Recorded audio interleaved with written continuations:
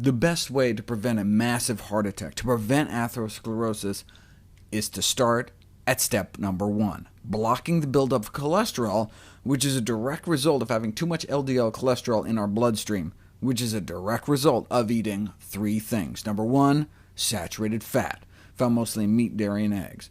Number 2, trans fat, found mostly in processed junk and animal products in the American diet. Number 3, the consumption of cholesterol itself from meat, dairy, and especially eggs. Elevated LDL cholesterol levels is also caused, as we've seen, by the lack of consumption of fiber, found in all whole plant foods. Since we evolved to eat enormous quantities of fiber, when we don't, our LDL ends up much higher than it's supposed to be. Since all plants have fiber, and all animals saturated fat and cholesterol, in general, all whole plant foods tend to lower our risk of dying from our number 1 killer, and all whole animal foods tend to raise our risk.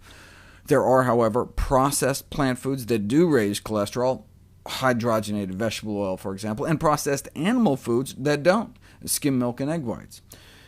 In animal models, animal proteins alone increase cholesterol. But in people, it's more the animal fat and cholesterol, or at least in adults. There was a study of 1 to 3-year-olds that found that swapping in wheat protein for milk protein dramatically lowered cholesterol, and then when they went back to milk protein, it rose back up again. But as the researchers admit they couldn't completely control for the cholesterol, the use of the milk protein casein precludes the preparation of a cholesterol-free diet. Cholesterol and animal products go hand in hand. Just as it's hard to create a plant-based diet without some fiber slipping in, even when they try to feed kids on white flour instead of whole wheat. Bottom line, to block that first step of heart disease, we need to eat more plants, less animals, because that means more fiber and less saturated fat and cholesterol.